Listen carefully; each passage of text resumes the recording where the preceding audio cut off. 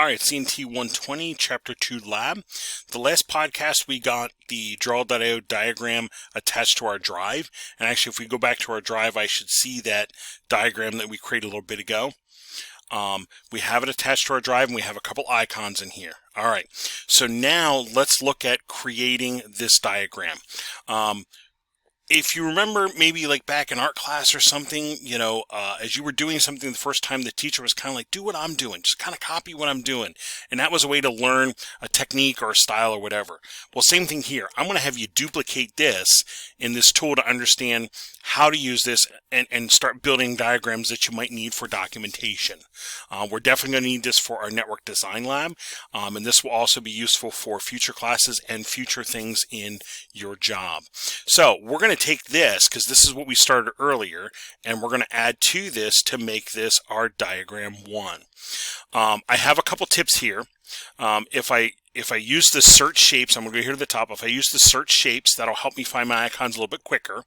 If you search for the names I'm using here, Cisco Firewall, Cisco Router, it should pop up that icon. And ideally, we want to have as close to this icon as possible. Other icons mean different things. So we're going to try to duplicate this as close as possible so we're communicating the right thing to a customer, client, colleague, whatever. So let's search for the Cisco Cloud. So I'm going to go over here. I'm going to do Cisco Cloud. And I should get some options over here. I'm going to do more. I'll do more. And I should see in here, here we go, here's a cloud we can use. I'm going to drag that out on the screen, drop it out here, and I'm going to start connecting my, let's slide this over a little bit. I'm going to double click this, and I'll go Cisco Cloud, and that, I'm going to hit the enter key, and I'm going to do internet below that, INTRNET below that, and that is our sign for internet. We now need the firewall, so I'll do Cisco Firewall. Okay, and I'm looking for just that solid brick wall that's there. That's a pretty standard symbol for a firewall. I'll plug that in there. I'll label it, double click on it, Cisco Firewall. And now I'm going to connect it. So I will highlight this, I will grab this arrow and drag it to there. And it looks like it did not keep my default style, so let's fix that. Come on, we're going to do straight line here. We're going to get rid of the arrow here. And I'm going to leave that highlighted, and I'll do set as default style. Come down here. Come on, set as default style. There we go. Looks like we should have saved it now. So as I connect the firewall here to the router, it should be keeping that style, and it does. Woo! Okay, so there's my internet, my firewall, my Cisco router. I have my workgroup switch. Let's now add in the printer and server. So we'll do Cisco printer. And I'm looking for just that basic printer icon. Now, anything on my network, devices, computers, phones, etc., are going to connect to a switch port. So let me scoot these over a little bit. We're going to make some room.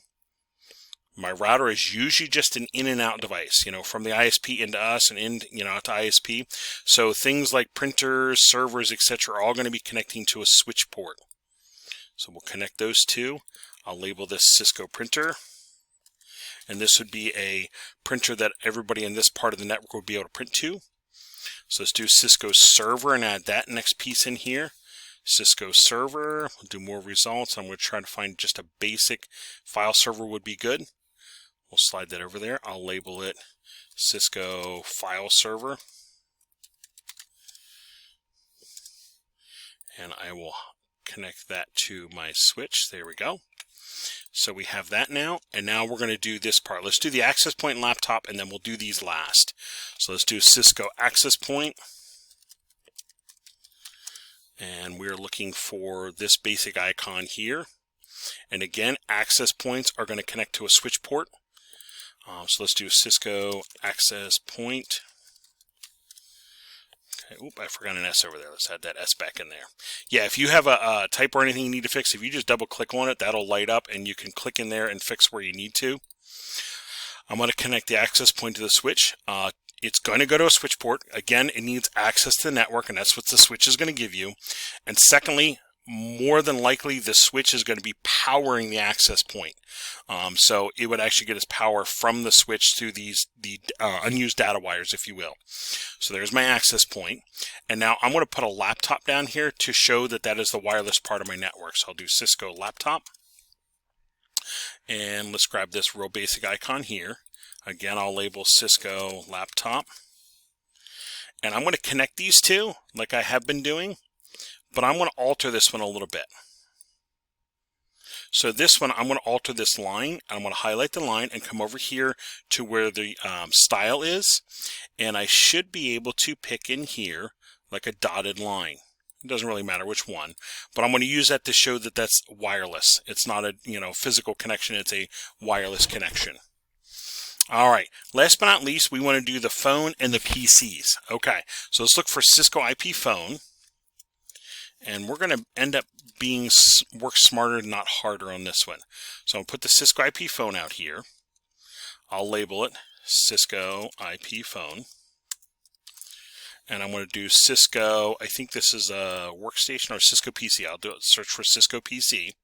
Again, if I keep searching for these, I should get the icons I'm looking for. There's a workstation, terminal. Is that my PC? I think I'm looking right by it. There's this PC. All right. We're going to scroll down a little bit, and I'm going to put it over here. Double click on and do Cisco PC. And I will connect these two. Oops. Connect these two like so. Okay. And now I'm going to work smarter, not harder. Since that gets repeated over here twice, I'm just going to I'm going to click and drag all that so it's all highlighted. I'll use a Control C or Apple Command C. I will copy those. I will click off of them, and I'm going to do Control V so it pastes them in. I'm going to drag them over. I'm going to do it one more time. Control V and drag them over. I'll kind of line them up so it looks good that way. And now I will just connect these phones into the switch. And again, in a business environment, your phones would be connected to the switch to get power. And then your PC in the office would connect to the phone to minimize the number of copper connections that you would need in a building. This is very standard for a business, building, if you will, business network, if you will. And if I take a peek, I now have all the pieces I need for my diagram. I can take a minute and make things neat, slide things down a little bit and compact a little bit to make it neater if I want. I can edit anything I need to. But once I have it situated, this is actually already saving in my drive. So there is my file there being saved for me. What I need to do now is D2L does not understand a Draw.io file, so we need to export this as a JPEG so that D2L understands the file. So I'm going to come in here. I think that's the last step I have down here for you. Make sure you export as a JPEG so we can submit to D2L. So I'm going to go in here, I'll do File, Export As, and I'll pick JPEG. You could do PNG or PDF as well, depending on what you like to use, but JPEG works pretty easy. I'll do JPEG. Okay, I'm going to leave the appearance light. I'm going to leave all these alone. I'm going to do export. And I'm going to say, instead of my drive, I'm going to do a download to my PC. That way I have that file handy here to submit to D2L. I'll say OK. Give it a second. It'll download to my downloads folder. So I'm going to open my downloads folder. Here we go. And there should be my diagram. And if I double click on it, I'm going to get a JPEG equivalent of what I just drew on the screen over there. There it is. This would be the file I submit to D2L. Okay, a Draw.io file it does not understand, so please make sure you export as a JPEG. It can be PNG, it could be PDF if you want to, so I can submit to D2L. Now, what I'm also going to do is I'm going to go back to my drive, and I'm going to take this JPEG file that I just downloaded, and I'm going to copy it into my drive, so I have it as a copy as a just in case. And now I'm done with the diagram one. I'll make sure on my D2L I go to the Dropbox and I add that diagram in. Okay, when you're done with the lab, make sure you add that diagram into the Dropbox. So there's the first diagram for our lab. We're going to come back in the next podcast and do the second diagram.